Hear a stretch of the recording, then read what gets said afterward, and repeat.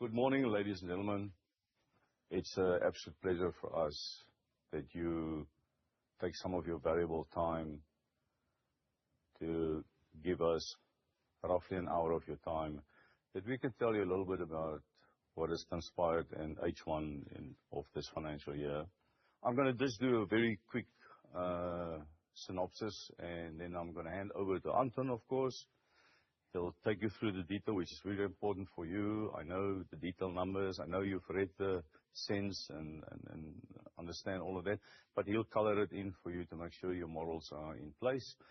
And then I'm just going to end off by saying a little bit about what we've been doing. Not everything is perfect, so we'll also tell you what is not great. So the sales growth was 7.2%. You have read that. Now almost 137 billion for the half year, adding 9.2 billion in sales for the 6 months. The trading profit grown by 5.9% to 7.7 billion. And probably the most telling number is the fact that the South African supermarkets achieved a trading margin of 6.2%. And for a value trader, I think that is an outstanding number. And I want you, if I may ask, to just think about that number a little bit, that it sits with you, that is the one that we consistently, and Anton will talk about it, where we consistently try and achieve. And that is not something that happens because we increase prices, and it happens because of the efficiencies and how efficient this business is run. And that's my emphasis on the 6.2% margin. The ROIC has increased again. I know a lot of you are interested in that. We can go back in history. We can talk a lot about what if Africa never happened and all the investments we made there. The ROIC would have been probably much higher, but that's not the point. I think what is important is the fact that we're continuously improving on that number from last year 17 to now over 19. I think needs acknowledgement to the team. Thank you very much for that. Headline earnings per share up over 7%. If one thinks about the last decade, how many challenges there have been, macro challenges, etc., that Shoprite never failed to pay a dividend to its shareholders. And we are very pleased again to be able to increase our dividend payment by 7.7% this year again. In terms of operationally, what's happening in our business, again, for the 6th year in a row, the Shoprite Group have managed to gain market share to the value of about 3 billion additional. We're still growing customers. We're still moving volume. And, we're serving more than 100 million customers in a month. It's an enormous responsibility. I tend to say that there's probably two most difficult businesses to please is airlines and retailers, because you have such a large number of customers. To please everyone is almost not possible, but not for a lack of trying. We certainly try to please every single one. That's why we think about things like the 1 Rand items that I will cover a little bit later on also. The 6 months was really marked by low inflation, and in the month of December, actually, the festive period, we went into deflation. There were like over 14,000 items cheaper than the previous year. And I know that there was a lot of reports in the media around a very slow or subdued Black Friday, but we certainly didn't experience it. We had a record Black Friday. We had a record festive season. So much so that the Shoprite Group have outgrown the market 5.3 times during that period. We remain South Africa's largest employer. Again, I cannot almost remember a year that Shoprite did not increase its employment rate or number of employees. So it's 1,711. That excludes all the contractors. You must always remember that. There's no security, no cleaning, no trolley collectors, and all the peripheral businesses that benefits as Shoprite grows. Where are we in terms of our strategy? I've said this to you for the last 10 years, I think. We don't do knee-jerk. We have a strategy, and we deliver on it as best as we possibly can with the best execution that we can. That makes the difference. Yes, we make small adjustments. Of course, we have to. Market dynamics changes. And the one thing you will not hear us saying is trying to make excuses in terms of, we never do make excuses, good or bad. We don't praise and we don't complain. We live what we are dealt with, we deal with the markets, and we deliver as best as we possibly can. And that is what the 170,000 people of Shoprite does every day. One of the things that I'm extremely proud of was the efficiencies on the supply chain. Now, we currently are running an on-shelf availability of stock of over 98%. Obviously, we have to carry a lot of stock in our distribution centers to make good for service levels that are not supporting the kind of volume requirements that we have during promotions.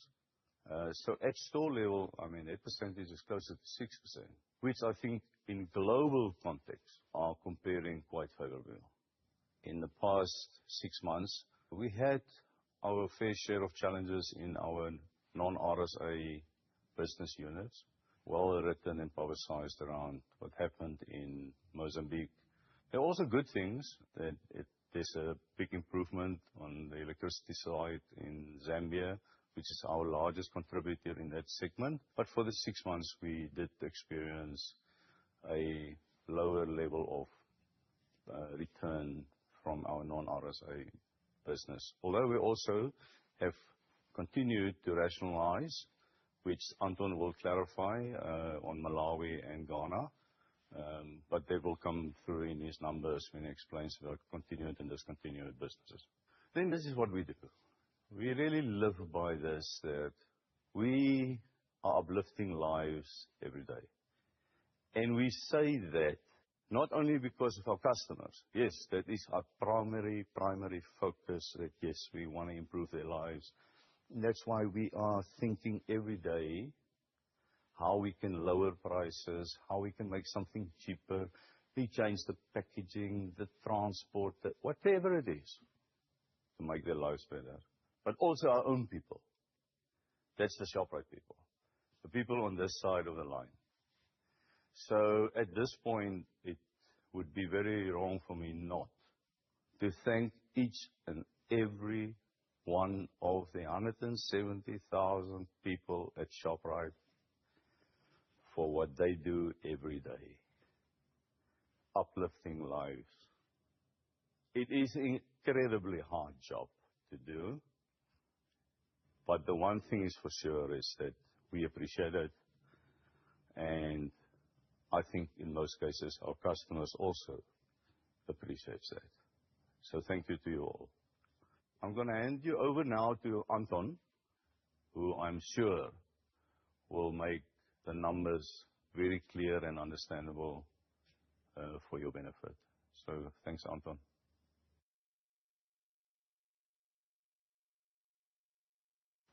Thank you, Pieter, for that introduction.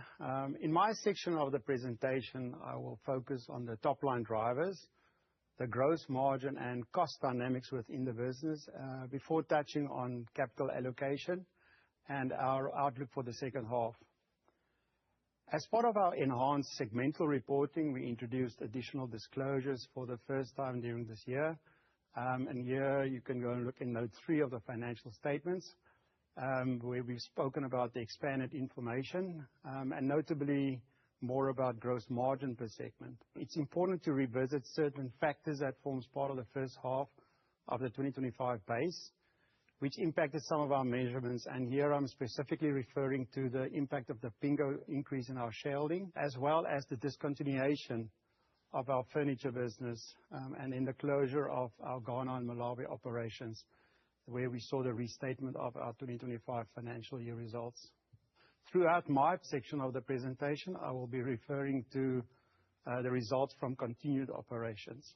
The Pingo transaction was concluded during the first 3 months of the 2025 financial year, and post the effective date of the acquisition, the revenues earned from Sixty60 delivery fees, as well as the subscription income, which we reported previously as part of alt revenue, are now classified as part of Supermarkets RSA sales.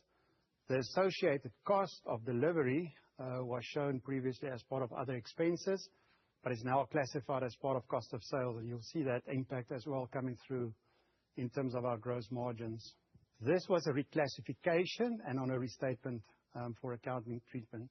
Other significant transactions the group embarked on was the sale of the furniture business to Pepkor, which included the RSA as well as the non-RSA assets, but it didn't include the operations that we had within Angola and Mozambique.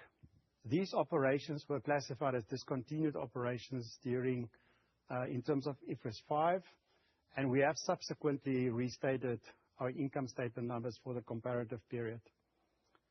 In terms of timing to conclude on these transactions, especially relating to the RSA assets, following the recent court proceedings and the intervention by a competitor, the transaction is now expected to be heard by the Competition Tribunal in the coming months. We do not foresee that we will be able to conclude this part of the transaction during the 2026 financial year. When we then look at the non-RSA operations relating to this transaction, that was concluded as part of our H1 results, and the proceeds from that transaction equated to 568 million rand, which we did receive in January 2026. Regarding the Mozambique and Angola operations, we ceased our trading already within our furniture Mozambique business during the second half of the prior financial year. The Angola business we are in the final stages of actually transferring the assets to a new operator. Referring to our Ghana and Malawi operations, both were classified as discontinued during the second half of the 2025 financial year, and this resulted in the restatement in our comparative results. In terms of the sale of assets on our Ghana operations, that's now concluded with the proceeds already as part of our base year or part of first half reporting. In terms of the Malawi assets, also concluded on, and I expect that to be the proceeds from that transaction we will receive during the third quarter of our financial year. For a full analysis on the impact of the discontinued operations, and the results relating to the discontinued operations, we've done a full analysis in note 2 and 6 to the financial statements. Pieter has spoken to quite a few of these numbers in his opening comments. I would just like to highlight 1 or 2 of these. It's important to note that we did manage to contain our cost growth to around 6.6% on prior year, and that really helped us to achieve and maintain our trading margin of 5.7% for the first half. Adjusted ROIC and return on equity have shown consistent growth over recent reporting periods, and I think we're very happy with the fact that we could exceed our weighted average cost of capital that's reported at 12.3% by respectively 7.2% and 15.5% from a return on equity point of view. This would not have been possible if it wasn't for our disciplined approach on and our continued investment across our expanding store footprint, which I will touch on a little bit later, as well as our continued investment within our supply chain, and then, of course, our digital platforms, which we see continue driving value for the operations and the business. Very proud to be able to again declare a dividend where we saw an increase of 7.7% to 3.07, and that is very much in line with our growth, our 7.9% growth within our diluted headline earnings per share from continued operations.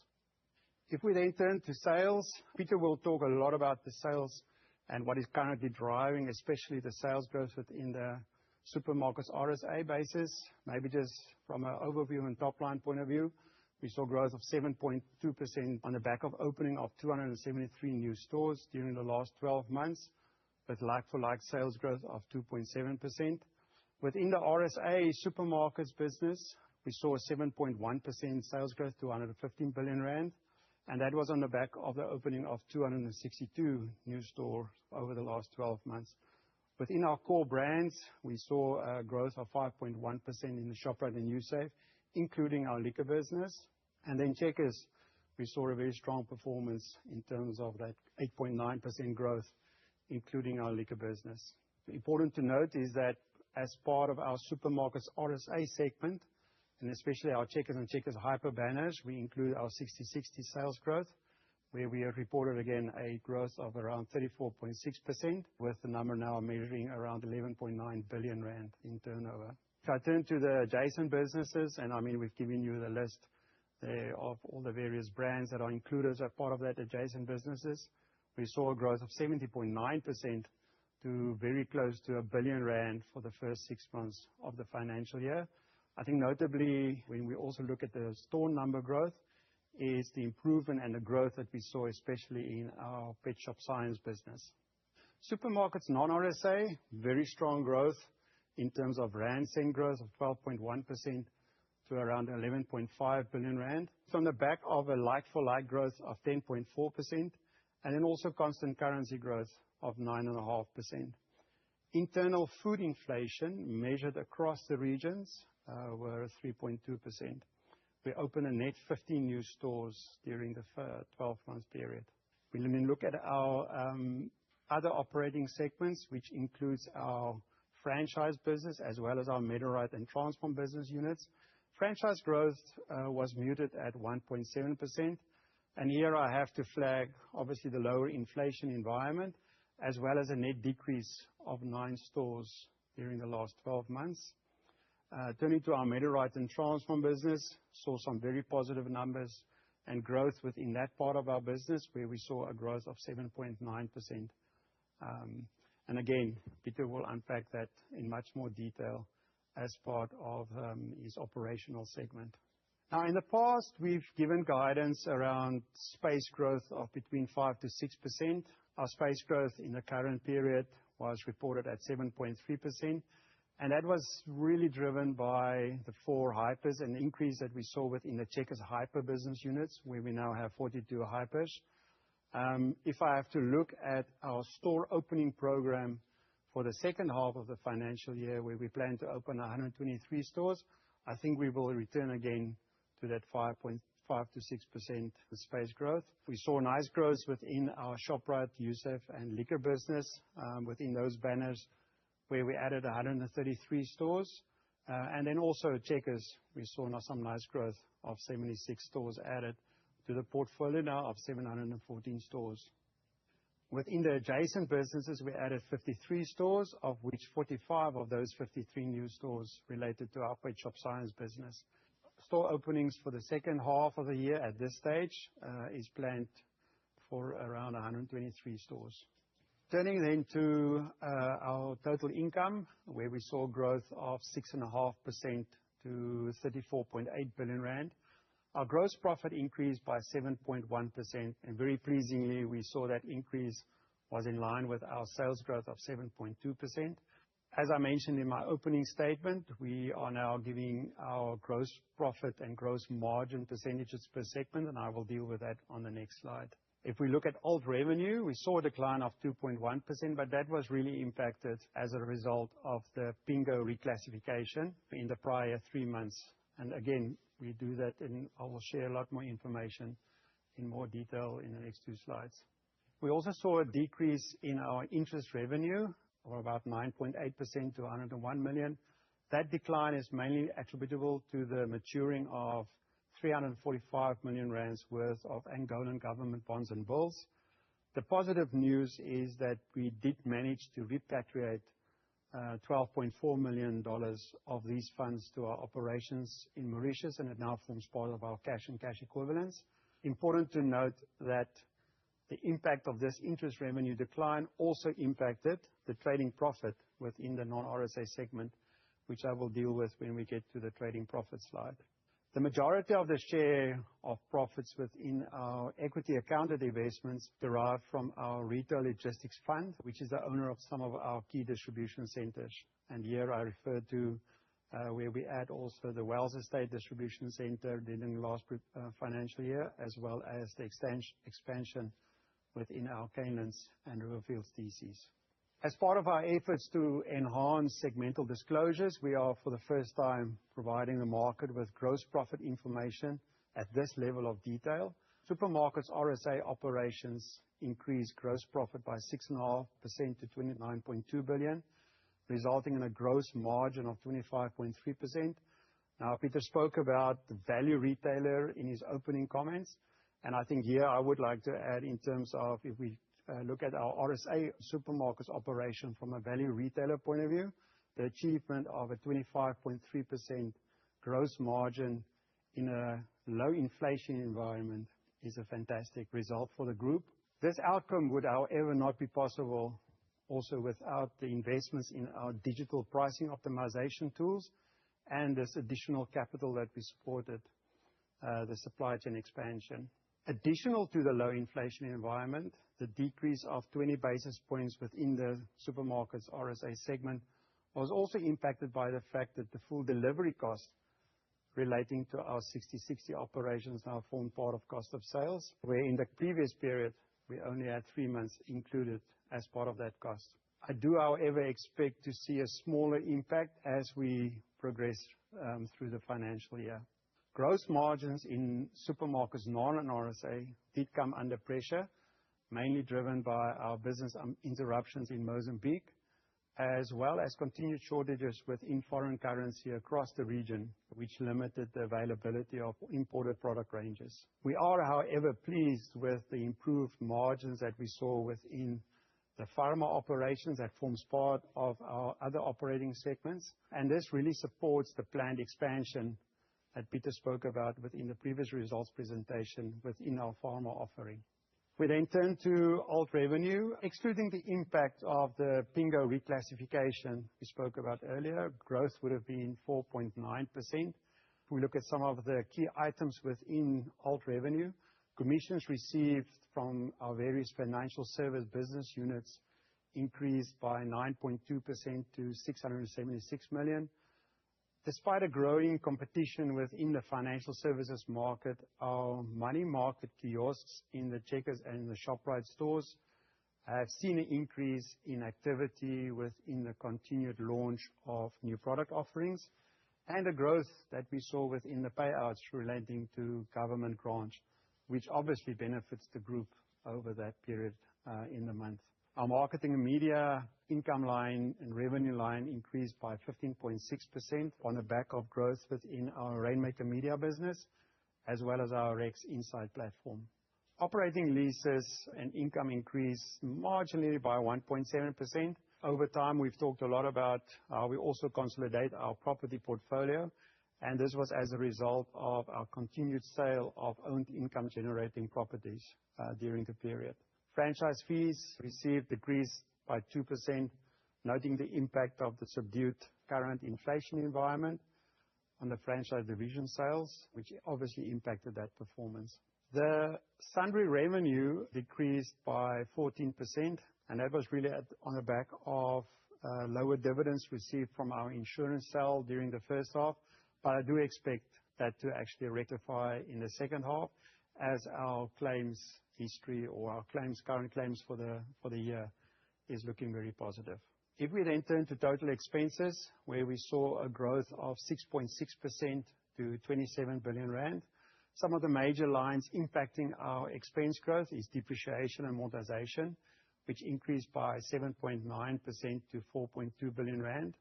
The growth that we saw is a combination of the increase in new stores that we opened during the last 12 months, but also our store renewals that's impacted by our right of use asset in terms of IFRS 16. Our aim and our target is still to be at a depreciation and amortization rate to sales of around 3%. Our current period, we were sitting at 3.1%. With the lower capital spend expectation, which I will talk about later in the presentation for the full year, I do expect us actually to come in target on that 3% depreciation to sales ratio. Important to note is the PPE that we use in terms of our stores. We saw a growth of depreciation of 8.8% to 1.9 billion rand. If I look at the IFRS 16 portion of depreciation, we saw a 16.3% to 2.6 billion rand. What is positive for me at this stage around depreciation is that we did see a decrease if I compare to the prior year, where our growth was around 17% to 18% to the current 7.9%, which is already showing that some of that expansion within the supply chain that we had to carry last year is now getting into the base. From an employee benefits point of view, our growth was 8.6%, and there were really three reasons for that. The main reason is expansion within the business. Again, I'm pleased with the fact that we could slow the growth down from the prior year, 10.8%, to the current year, 8.6%. The group also continued to invest in our staff, where we spend more than 500 million rand in training, and again, contributed more than 50 million rand to the government-supported youth employment scheme. 155 million rand was also expensed in the current period in favor of our employees that forms part of our Shoprite Employee Trust, with equivalent awards also being paid out to our non-RSA beneficiaries. If we then look at other operating expenses, where we saw a growth of 4.5%, some of the major lines that form part of that growth is water and electricity, where we saw an increase of 17.3%. I've mentioned quite a few times in the past that I would love us to get back to that 2% water and electricity ratio to sales, but currently we're sitting at 2.2%, and that was on the back of the 12.7% increase in our national energy regulator. That obviously now forms part of our cost base.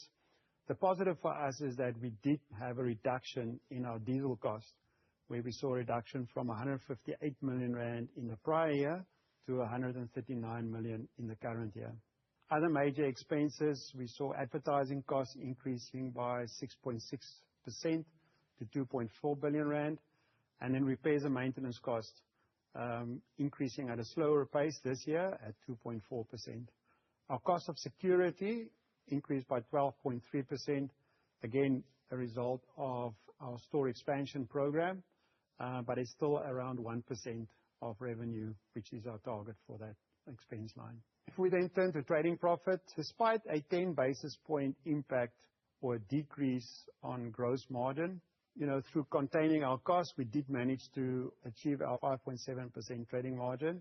A reminder that our trading margins within the first half always trades lower than the full year as a result of the lower gross margin within the first half.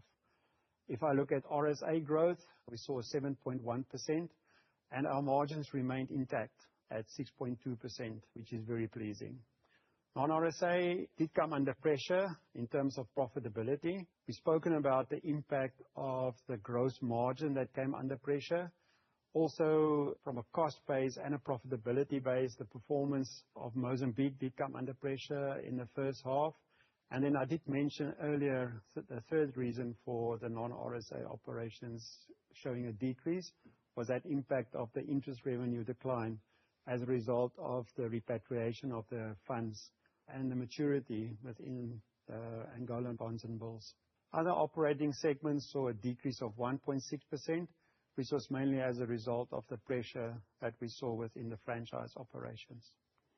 If we then turn to net finance cost, in terms of IFRS 16, that's really driving this cost base. But we saw an increase of 13.4% in the first half.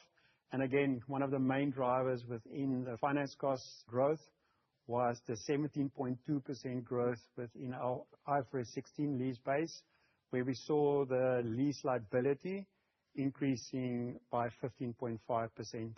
We've now seen that growth over the last 3 years within our lease liability, and that is as a result of the program of new store openings, and this year was 282 stores. Also, the lease renewals. Now, because of our big store base, We also have a big store renewal program that we do every year, and that unfortunately forms part of this whole lease liability growth rate. The third reason for the growth within that has been the DC openings and the supply chain expansion that we've seen during the last 3 years.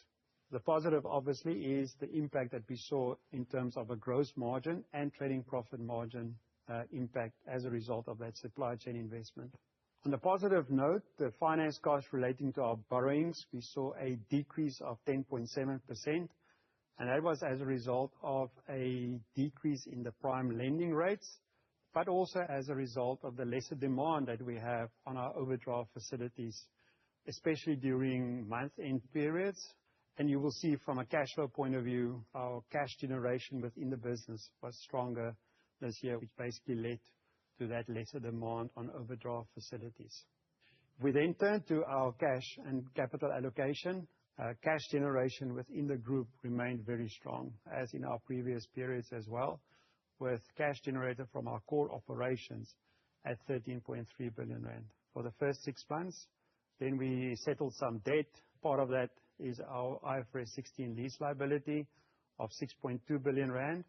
Our capital spend in terms of our expansion as well as our maintenance capital was 3.9 billion rand for the first 6 months. The detail behind that, I will unpack in the next slide. We paid dividends. Our final dividend for the previous financial year equated to about 2.7 billion rand, and that was from part of our shareholder returns. If I turn to working capital, we did see a positive move in terms of the working capital gains, where we had 5.4 billion rand of positive move. 4.3 billion rand of that was as a result of the cutoff, where we made creditor payments post our H1 cutoff date. Secondly, we also had a very positive impact in terms of how we look at our inventory, where our inventory grew and increased at a slower pace than the growth within sales, which also gave rise to part of the benefits that we realized through our working capital. I did mention the impact of the cutoffs in terms of our creditor and tax, which equated to 5.8 billion rand. If we turn to CapEx, and our spend was 2.9% of our revenue, and we spent 3.9 billion rand for the first half. 82% of that spend was allocated on expanding the business, of which the majority of these initiatives was focused on expanding our store base, as well as upgrading our existing stores. Pieter will talk about his views on how we think about our Shoprite FreshX stores, together with also our investments into our digital capabilities and supply chain infrastructure. Most of the capital spend remained within South Africa, and that is directed at initiatives supporting our ecosystem. That includes ongoing investment in our information technology infrastructure to keep pace with the growth that we're currently seeing within the business. Management has a clear understanding of the information technology future demand and the associated investment required. Capital allocation will be adjusted accordingly over the medium term if there is a bigger requirement for CapEx from an information technology point of view. Here I'm referring to various system upgrades or replatforming that needs to be done. If we turn to inventory, we saw an increase of 3.3% to 33.7 billion rand. Excluding the impact of the various restatements that I spoke about in my opening comments, inventory increased by 4.5%, lower than our increase within our sales. The majority of the increase was within our RSA supermarkets operations, where we saw an increase of 1.1 billion rand. The reasons behind this increase was as a result of the 7.3% we saw in space growth, or additional 262 new stores. The higher on-shelf availability that we needed to support our Sixty60 business, where we saw that 34.6% growth. Just a reminder again, our model is that we pick from store, and that's why we have that requirement for that higher on-shelf availability. The third reason is around the supply chain investment and the additional stock to obviously have stock availability within our distribution centers. Pleasing to note is that we managed to maintain our inventory to sales within the store portfolio at below 9%. Non-RSA inventory levels remain stable, and the increase that we saw within other operating segments was as a result of our pharma expansion, and there I'm referring to the expansion within our distribution center that we opened in Gauteng earlier this year. In conclusion then, maybe just some considerations in terms of how we look at the second half and what is our expectations in terms of the second half. Supermarkets RSA selling price inflation for January measured 0.7%. If we compare that to prior year, it was at 3.1%. And I think, we're all on the same page that we do expect to see lower inflation for a longer period of time. In terms of growth from new business, as mentioned, we plan to open 123 new stores during the second half of the financial year. If I look at the income statement in terms of our trading profit margin, medium term, still a 6% trading margin target. But if I look at the current environment and the low inflation environment, I think more realistically, a 5.7 to 5.9% trading margin would be a good outcome for us. If we then also follow those principles in terms of how we look at gross margin, seeing that the cost of delivery as part of our Sixty60 platform and Sixty60 operations now forms part of our cost of sales, I do expect to see a slight impact for the full year as a result of that. And we estimating gross margin for the full year to be around 23.9 to 24.2%. From a cost growth point of view, the staff cost growth, I did mention that we saw that slow down from the prior year, from the 10.8% to the 8.6%. We are currently in negotiations again with the unions around the increases for our store staff, so that we will also communicate and discuss when we have more clarity on that. Depreciation, the lower capital spend for the full year, I do expect to see that we can come back to that 3% as a percentage to sales ratio. And electricity and water, unfortunately, I think that cost is going to continue to increase. And if we can get back to a 2.1% ratio, that will also be a very good outcome for us. From a finance cost point of view, especially the IFRS 16 leases, the Wells Estate Distribution Center was already part of the second half of the prior financial year, and it didn't form part of the base, which means that we will see a slower growth within finance costs in the second half. So I do expect to see an improved result already on that 17% that we reported in the first half. And then lastly, maybe just around our effective tax rate. I do estimate our effective tax rate to be between 27 and 28%.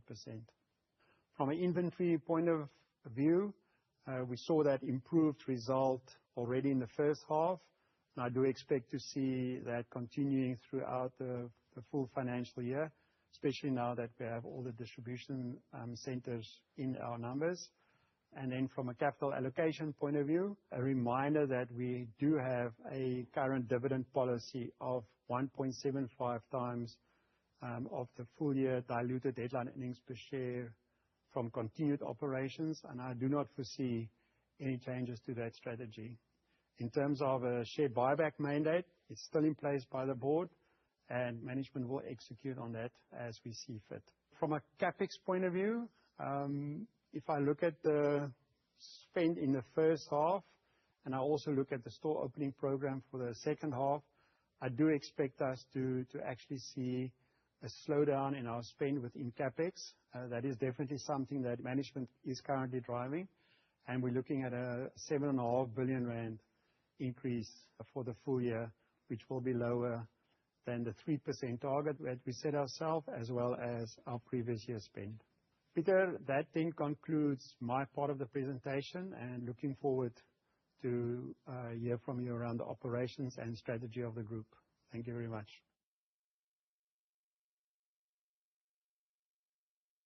So thank you very much to Anton.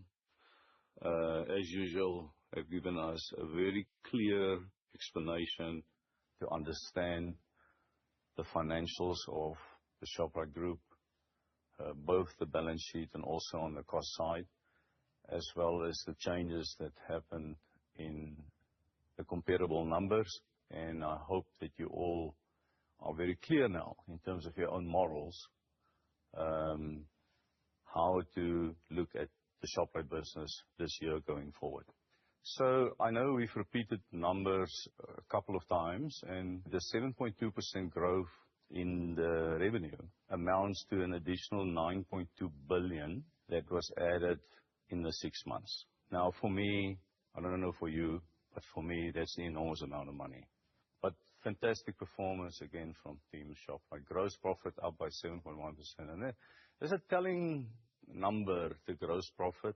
There is something in here that was quite problematic, is service levels from our brand owners that supplies us, has a direct impact on gross profit margins also. We do find that these days, because of the size of these numbers, you talk 136 billion for 6 months in revenue, it's very hard to consistently supply the Shoprite Group to maintain our world standard of over 98% on-shelf availability. The confidential discounts, the disc rebates, all the things that adds up into gross profit margin, I think an excellent result to come in at a 23.8% gross profit margin for the 6 months. Trading profit up by 5.9% with a trading margin of 5.7%. As I said earlier, absolute help to think that that is absolutely a world-class. Increasing prices. We were talking about deflation. The inflation was only 0.7%. That comes out of running an efficient business from the supply chain right through to the last mile delivery to our customers. Obviously, we've grown the EBITDA. We know what the effect is of IFRS 16 and the lease payments and that. EBITDA these days, I find it a little bit different than the old days when it was purely cash flow. Because if you look at our cash flow that Anton just explained now, the cash flow is very strong. The EBITDA shows a 6.7% growth. Just something that we have to take note of, that things have changed. The CapEx spend, we've been spending 8 billion basically for the last 3 years. We are very tight on that CapEx spend. A lot of that spend have really put a difference between us and our competitors. Amongst that, if I can give one example, it would be our price optimization tool. I said 5 years ago, if retailers are not going to invest in that technology coupled with artificial intelligence agents, you're going to somewhere start to fall behind. The maintenance of the gross profit, the additional contribution of promotional items participation in the basket is testimony of selecting the correct items, the items that people are looking for. Here's a good example of previous investments, earlier CapEx that was spent, that is now really starting to pay back, which we're very pleased about. I told you about over 98% in stock on inventory. If we, from an operational point, have to mark our own homework, what stands out is more customers, higher volumes, continued market share gains, meaning you're running faster than your competitor. You're gaining customers faster than your competitor. You're giving the volumes to your brand owners. I like to refer to them as brand owners, not suppliers. That helps them to reduce costs and get efficiencies. You think about it, 572 million customer visits, up over 5%. 500 million people. 1.2 million additional customers per week. We can work it down by the hours that we trade and so on, how many that is. It's just astounding for me. Selling over 4 billion items. I told you before, gained 3 billion in market share now for 6 years, uninterrupted every single month. I know we've mentioned the number before, but the 7.1% sales growth was achieved despite a declining internal inflation, and I'm gonna get to an explanation, the difference between our internal inflation and official CPI calculation. There is quite a difference in the methodology. We really have been able to maintain the sales momentum, our customers with the selection of products and really the data. I must always come back to the data. It's data-led decisions that make us make better decisions. It's not the gut feel decision. It's fact-based, it's data-based. Also, on top of that, I've mentioned the price optimization tool. The gross margin stayed intact, despite the fact that people are buying more into the promotional items. Our promotional contribution to the overall basket have now increased to about 40%. And that is something we will have to watch. But over so many items, you need technology and systems to assist you to make the right decisions in there. Liquor stores have done very well. We will probably have over 1,000 stores by June in both the brands, Shoprite and Checkers Liquor. Sixty60 remains a remarkable story, growing 34% on a very high base. And some people think it's not profitable. It is. There are many reasons why, and over time, we will also explain to you why. This model works so differently in our environment to that of our competitors. Now, if we look at the market share on this graph that I'm showing you, there are two graphs here. So if one looks at the formal retail market in totality, and the base have been elaborated, it now also includes some other competitors. The growth was 14 billion, and if you think of it, that basically Shoprite took more than 9.2 billion of that, and the rest of the market had to share the difference. And you can see it clearly. Graph on the left shows you that for the 6 months, Shoprite have outgrown the market by 2.3 times. And then on the right-hand side, you can see every single brand has gained market share. So it's not a one swallow story. Yes, the growth in Checkers is higher than in the rest of the other two brands, but it's just because Checkers is the fastest growing retailer in the premium food segment in South Africa. So I have already mentioned that we had a very good festive period that have continued subsequently. We've outgrown the rest of market during the festive 5.3 times, and well publicized that the consensus was that it wasn't a fantastic festive or Black Friday for the rest of the market. But for Shoprite, we're not in the same boat. We're very happy with the performance. And I've just spoken earlier about maintaining margin. Our customers win because there's deflation. 14,000 items, I mentioned it, in December was cheaper than the previous year. Of course, if you look at it in a monetary value, even though we're growing volume, of course, the monetary value is not there, even though customers continue to buy the same number of items. Because of the deflation, your rand cent value doesn't support your volume growth. Plus, the fact that I said we've grown customers by 5.6%. So I just wanted for a minute explain the difference between official food inflation, which you would read for December was 4.7%, versus ours for the 6 months at 0.7%. The difference is that the official food inflation is calculated on a static basket based on 2023 life conditions, which at that time included, of course, our extensive load shedding. So, for example, in that basket would be candles, but it is at the moment not that relevant anymore.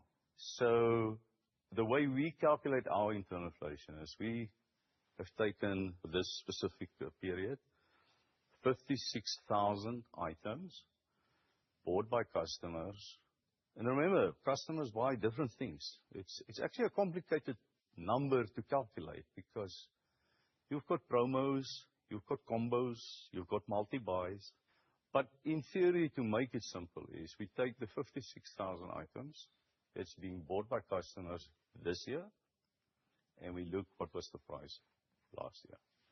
Because that's the true inflation the customer experiences, not what we think they are experiencing. Because people down buy, people change brands. There's a lot of nuances that go into that number. And I do believe that our number is probably the most accurate, true reflection of food inflation for the South African consumer.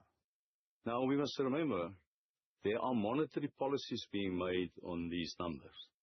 And I'm just putting up my hand here to say, we must be careful that we base monetary policy on numbers that are not 100% correct.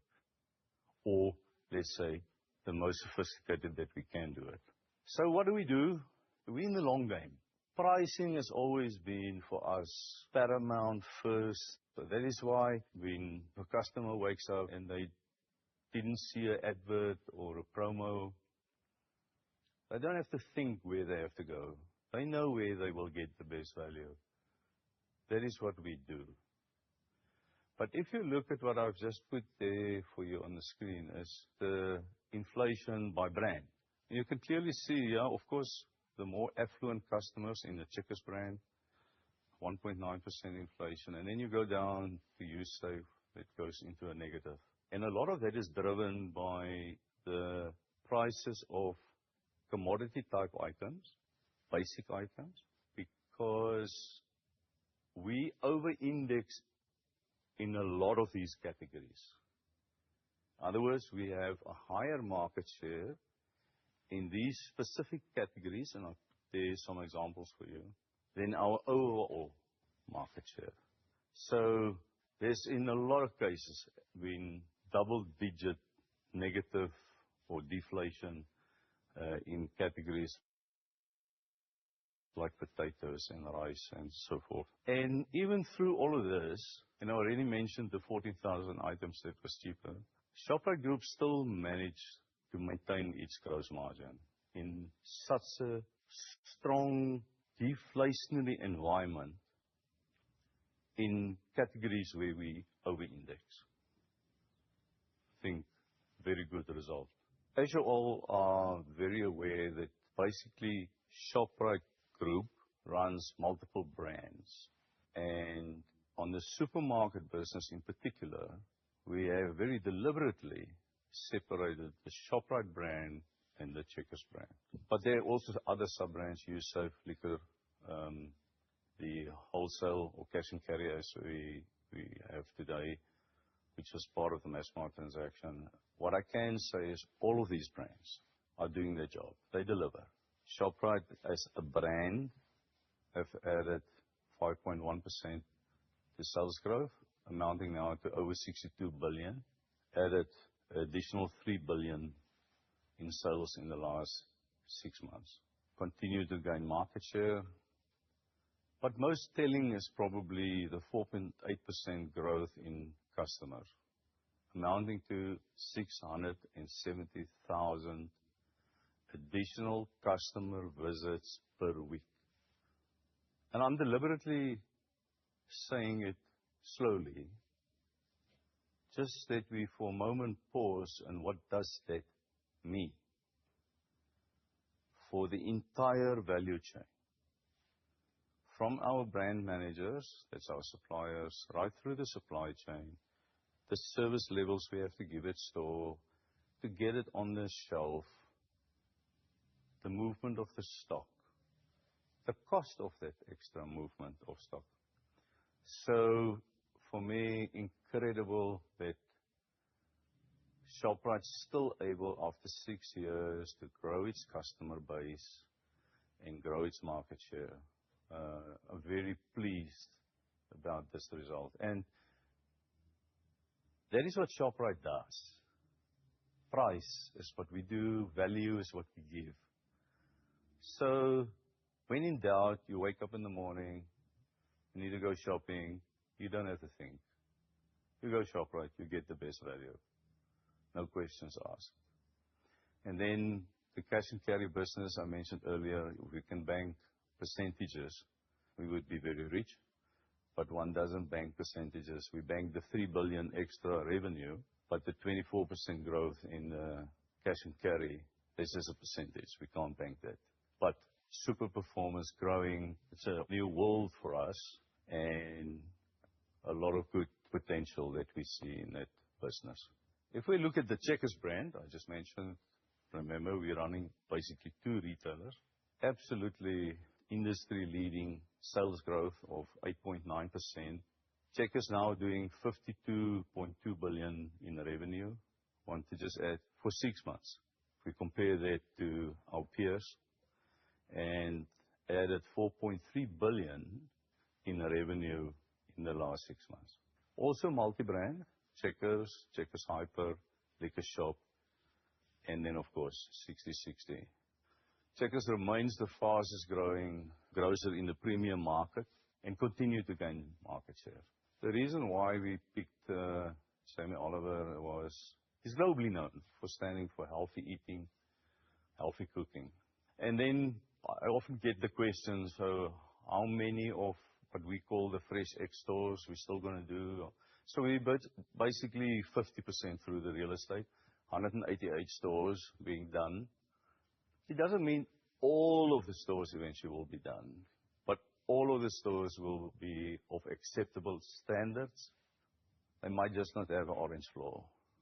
There's probably the global retailer's dream, is that customers starts to love your brand. They become your brand advocate. I've looked around, you can correct me, but I have not found another country where a FMCG food retailer has achieved the position of being the number one brand in the country, of all businesses. It stays for us a proud moment, and we will cherish that and try and keep there as long as we can. Our non-RSA segment, I did make mention to. There are 272 stores now. Sales growth was a very healthy 12%, but the profitability did suffer mostly as a result of what happened in Mozambique, a bit of headwind in Angola, but also some positive turn lately in Zambia, where as the Kariba Dam is starting to fill up, that we have less and less load shedding. If we look at the other operating segment, the OK Franchise division had a 1.7% sales growth. If we look at the 9 stores that closed, it basically comes down to a like-for-like sales number. They also had the same as the rest of market, had to contend with deflation, and so a not unpleasing result. There's some changes in the market around personal care, health, and beauty, and we can see that also in our Medirite sales, hence why we have decided to start opening standalone pharmacies with front shop, and they are performing exceptionally well. Transpharm, although only a 5% odd growth for the 6 months, accelerated towards the second part. Remember, we went into a new distribution center in July, and really done exceptionally well since we moved in there, and it's a much more automated facility. We've added 873 new customers to their overall customer base, which I'm very pleased about. I think I've said it now more than once, we are truly a customer business. This is how we make decisions, from the customer backwards. We find out how to do it cheaper, not the other way around. Probably my pride and joy would be this slide that I show you now. 9.7 billion in instant cash savings at till point in the last 6 months. 9.7 billion rand we've given back to the South African consumer at till point on the things that they need. It's an enormous number. For me, it's incredible that we can actually afford to do that and still have spoken about all the things that's still intact, like the trading margin, the gross margin, etc. There's no question that Shoprite is number one when it comes to price and value. And then this thing, and I think that 2 years ago I told you this story about my visit to a Usave one day, and this kid that couldn't buy a sweet. And today, here I can stand and say, in the 6 months we sold 9.5 million items at 1 rand. That is $0.06. And can you think, like 9.5 million smiles on a kid's face that bought a little packet of chips or chocolate for 1 rand. Incredible. Then we even take that the next step. 55.6 million items sold at 5 rand. Helping people survive. How else do you survive if you live on a 370 rand grant a month? You can with Shoprite, 5 rand meal solutions. We've got over 30 meal solutions under 5 rand. That is what we think. That is what we live. That's why Shoprite is what I call not just a retailer, it's an institution. If I just very quickly give you an overview where we currently are in terms of our strategy, I think it's now almost 9 or 10 years that I've been showing you this trolley with its 9 levers, and basically it's stayed the same. I just want to give you assurance that we have a plan, we stick to our plan, we all understand what it is, and then we execute with excellence. That's what I think sets Shoprite apart.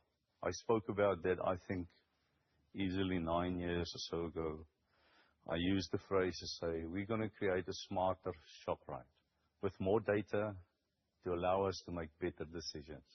And today, I can really say to you, the amount of decisions that are made on real data and what customers' behavior shows us, in terms of price optimization, in terms of healthy eating, in terms of what we advertise, is really, really sophisticated.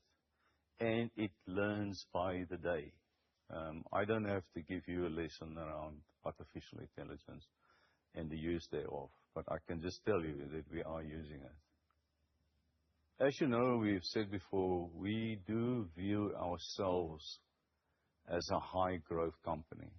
At least we try and achieve that. And we look at our data, and in our world we see what is it that the curve that people are on, what are their lifestyles currently, and hence we've opened some of these adjacent businesses based on the data that we have, how people behave, what they buy, what's happening in their lives. And the Pet Shop Science is a very good example of that. It was a greenfields operation that started now 173 stores, making a good contribution overall, both in revenue and in profit. Where we have noticed that there is a difference in the new generation of how they view pets and kids, etc. And very proud about the business, and it's performing very well. Amongst other, we've got Little Me, we've got Outdoor. After COVID, there was this tendency of people to just go more camping and outdoor and spending more time together. So there was just a gap in the market for that. And what we are trying to achieve is to increase our part of people's discretionary spend. The digital commerce, really, I mean, I did make mention of Sixty60 already. You know the numbers, 20% growth, 18,000 jobs being created since the inception. We've got 10,000 drivers. If you look at that fantastic graph on your right-hand side, I mean, it drives you to tears to see that for so many years, consistently, this business have just kept on improving. A staggering number for me is that over 900 software upgrades, releases, patches is done in a year, improving this product virtually by the day. We're not standing still. We don't say, "Oh, we've done it. It's happening." We're working on it every day. The beauty of it is, and you will remember, I think it's now 2 years ago that I've said, we've set ourselves this task when we had to rationalize the African operations. We set ourselves the task to become a really, truly omnichannel. That's exactly what's happening at the moment. Very soon on this one platform, you'll be able to navigate through all the everyday categories, like from your groceries into your health and beauty, to your pet, to baby. It's really limited to your imagination. All of this will be amplified and made very easy with the use of a AI agent just for additional convenience, making shopping really seamless. This graph will be my last, so apologies to my own people for some of the brands that are not on this picture. It's not that we've forgotten about them, it just gets busy. The idea is that you get this picture where this is what we've been doing for the last 10 years. We first laid the foundation with the core systems. We improved our distribution and supply chain. We then added adjacencies and the data. We added the extra savings to really embed our decision-making on our customer-driven data. Finally, to deliver all of that in a single omnichannel platform for not only ease of use, but just the convenience, the fact that if we can do all of that together, also the fact that we can bring it to you at a cheaper price. Better value, that's what we stand for. That's what we deliver. Just having taken you through the steps, I want to say this is not impossible to replicate or to do. It's just very hard, and it costs money. This is sort of the story why the Shoprite Group can continue to deliver a certain level of customer experience and a value proposition to its consumers and the people that we serve. I really want to thank you for the time that you offered us and that you still feel it valuable to spend an hour to just listen what it is that we do and that we're still of interest to you. Thank you very much. We're going to give you some time now to quickly get your questions, and then Anton and I will take questions and answers.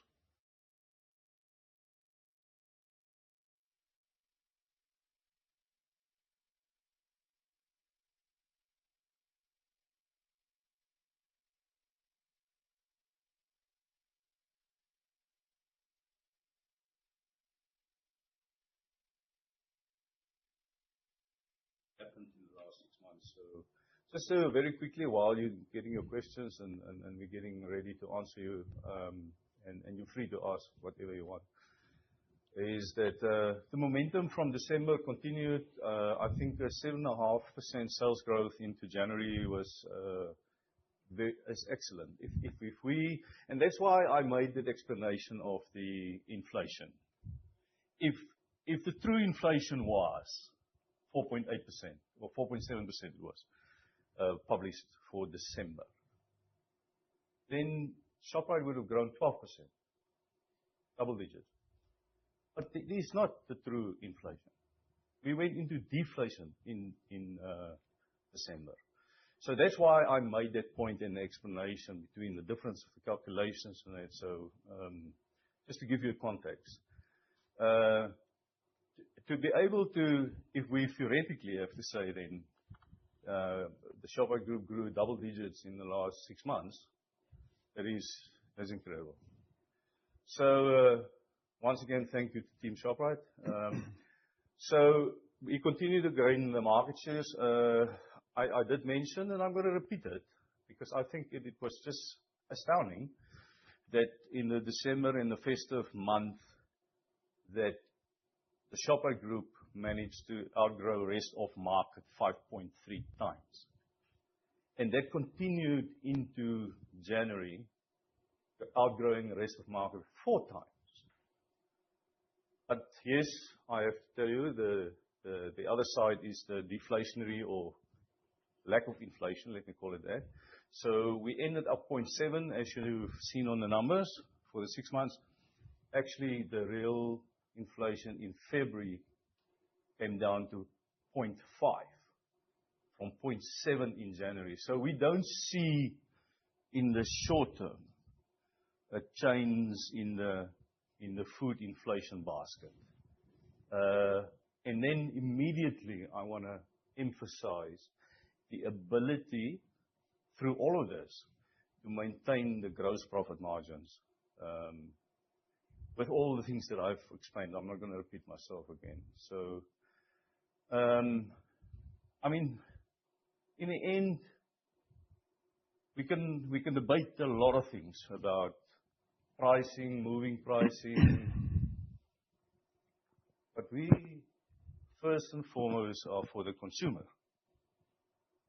We first look what is the consumer's world, and that determines our pricing, not the other way around. Anton, I think it's my summary to say that drives everything we do. There's going to be some green shoots there, so I'm very positive, I think. Now, yesterday, the weekend, we've got this war going on in Iran and all that stuff. The oil price quickly went up, and we were banking on a reduced fuel price. That would have given us a good saving on the cost line and the supply chain, which I'm very proud of. I think Shoprite probably runs the best FMCG supply chain in the world, if you look at our service levels. Things are changing, I know hope is not a strategy. If all the money that government have secured for development, et cetera, and if that goes into infrastructure, like ports and roads and water and electricity, all these things, that creates jobs and creates economy. If that starts to happen, Shoprite usually is the first one to benefit. Yep. Small people, I'm a welder, so I get a little job to weld, and then I can't do it all, and I need a handler, and before we know, I need a driver, and before we know, we've got 10 people employed having a job. I'm still positive that these things are going to come through. It does look like that there is an inclination from also government's point of view in terms of really that we have to get this economy going. Okay, that's our summary. Anton, we can. Yeah. Unfortunately, I'm not going to let you off the hook on GP, gross margin. There's quite a few questions. I'm not going to call out the names, but there's quite a few questions around gross margin. I think, Pieter, the main question, if I have to summarize all these questions, is how do you think about gross margin? How do you think about promotional participation? If you maybe can just give us color on that for the second half, and how you see that play out. If I have to assume what people are thinking in that question, is there's so much pressure in the retail market currently. Everybody's under pressure. Yeah. Specifically on margin, of course, you say, oh, must the competitors start moving their prices, and does that give us opportunity to move prices? I go back. Consumer first. Yes, there may be, but not necessarily. Yeah. Okay, that's the first part. The second part is, yeah, we've seen an increase again in the promotional participation of items to the basket. There is a level where it gets too high and it's not sustainable. You can't just give everything away. If we go back to the CapEx that you said we spent over the last 3 years, 8 billion a year, that's the tools that we've, amongst other, have invested to help us to make more scientific decisions around pricing, kind of items, width of promotion. It's a science by itself. Not to take any credit away from the fantastic buying team that we've got and the people leading that. The point is, if you don't have the tools and you're not investing in AI and you're not using it, then the gap is probably going to widen. The consumer will decide. You need to be the most relevant. That's why I made that comment. That's how I think. I don't say everybody thinks that way. I'm on the inside. If I wake up on a Saturday morning, I say, where must I go to get the best deal? I'm going to go to Shoprite or Checkers. Usave is actually by far the best deal if I'm on a budget. Yeah. That's my answer to the margin. If you wanted me to say, do we think we can increase the margin even further? I'm going to go back to what I always say, is I think we can maintain our margin, but be very careful to increase your margin. I mean, for Shoprite Group to run the highest gross profit margin of all retailers in South Africa, and still be the cheapest, that is what we need to protect, first and foremost. Yeah. Not just to drive margin. I think, maybe just to add to what you're saying, and that there's also a question around trading margin and the guidance and the medium term. We spoke about that 6%. If we really look currently at the trading profit and trading margin per segment, we can see that we've maintained our RSA supermarket trading margin at 6.2%. The outlook still for us is how we look at the SA trading margin, and we're currently maintaining that trading margin. There is some pressure within the non-RSA segment. We do expect a better performance in terms of the other segments for the second half. That's really driving also our medium-term targets around how we think about trading margin. The non-RSA, Namibia is basically in the same position as Africa around the deflationary environment. Lesotho was thrown under the bus. Yeah. Mozambique. That is. We all know what's going on. South has got the floods. North has got ISIS. As I said, a bit of a headwind in Angola. It will come right. You did say in your gross margin discussion, you talked about AI. Yahesh, you had a question around how the group utilizes AI, maybe just share some of your thoughts in terms of what we do or how you see the impact of AI in the business. Okay. No, I like that one. I'm very excited about AI. We started this year, in particular, actually 4 years ago, we already started to get the right people in place, data scientists, people that understand the layers of data. Because remember, you've got agentic that you compete against, and there will be a consumer agent, and there will be a retail agent in our world. If your data sets are not set up correctly, you may just miss a question. You may not be in the answer. It's very different to if you do a Google search today versus speaking to an agent. We have really embraced it. I think it's what we said a couple of years ago. It's not what did I say? It's not a race for space, it's a race for reach. This is almost the same that I feel about AI. Yeah. We have started this year. Yesterday, actually, I looked at the first version of the dashboard. You can see exactly who's using it, who's not using it. We have used a couple of agents, Copilot, Gemini. Google looks a little bit strong at this moment. We are actively embracing AI across the entire business. We're measuring who's using it. I actually, at some point, said, I must be careful, because it can become addictive, that you keep on asking questions, and you need to deliver on something. You can't ask questions all the time, and we might have to limit people's time that they spend on it. But for now, I can tell you that it's definitely something that we take very seriously and will embrace into our business. And yeah, it's not that, like the Cisco CEO said, AI is not going to take people's jobs, but people that uses and knows how to use AI will take your job. Yep. Strong point to end. If we maybe just to come back to inventory, we had quite a strong numbers in terms of inventory, also a better impact in terms of our working capital.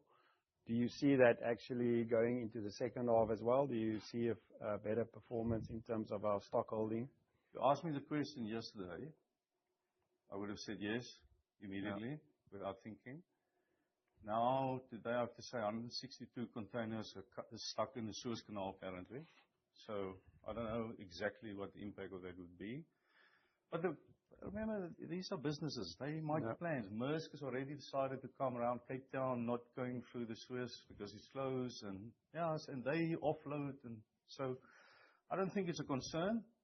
I think the number, if people think, but how did we maintain a 98.5% on-shelf availability and reduce the inventory, basically? It's because of the decisions, well, there's new DCs, sure, and our decision to also serve inland from our distribution centers and rather incur the additional fuel cost than compromising the on-shelf availability. And we're seeing the benefit of it. And we see it in our GP as well. Yes. There were quite a few questions on IFRS 16 and what I mean by normalization. So we've already seen an improved growth rate in terms of that IFRS 16 lease liability and costs.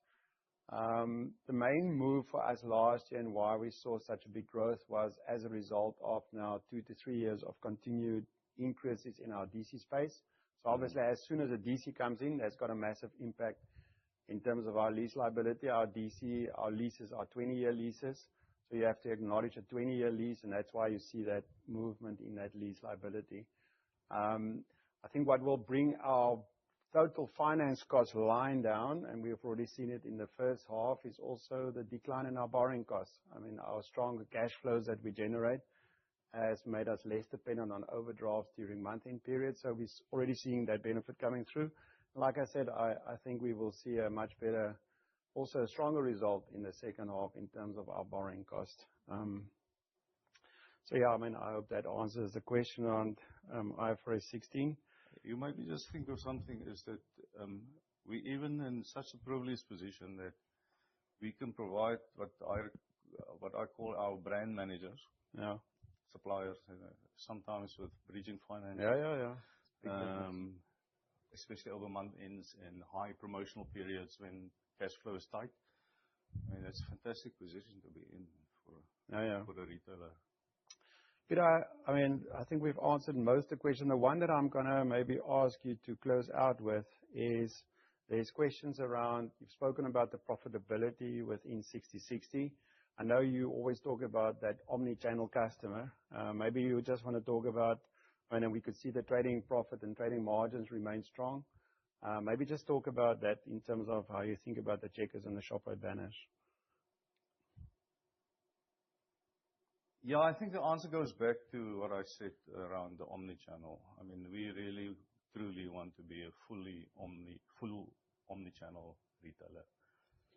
Which means, I think somebody asked a question somewhere around, can we provide our Sixty60 service to third parties and other retailers? And so, yes, we could, but it's not on our plan currently. We've got too much to do. I mean, of all the businesses that we have in the group, you know that we're a multi-brand retailer. We still have to add all of those functionalities onto the omni-channel. That process is running flat out. That's what we have to deliver first. I made the comment in my part to say that we're trying to increase our part or share of the discretionary income or spend of customers. Now, that's exactly what Sixty60 does. I mean, we've added now Pet, and the rest of the businesses units still has to be added until we've got a full omni-channel. We decided, rightly or wrongly, that we will give you more color at year-end presentation around the adjacent businesses, what we do in financial services, what we do in pharmacare. There's a lot of things happening at the moment. In terms of the omni-channel, the first target obviously is to get as quick as we can the entire business unit of the Shoprite Group onto that platform. There's agentic that needs to be implemented just to make it easier, faster. That's why I mentioned the over 900 software releases. It's an enormous amount of work that goes in there. It's a lot of stuff that I don't even understand, but I know it works. You're the user. That's more important. Yeah, that's the story on the. You can close. Okay. Well, if that is that, all good. Thank you again, everybody, for your time. It is not taken for granted. I know you've got many businesses to look at. You've got many choices of making investments. We hope that we have given you the best clarity of what's happening in these walls every day. I certainly am very pleased with the result, given the whole market. We never make excuses. I hope that we gave you some clarity. Thanks a lot. Have a fantastic day. Go make some money.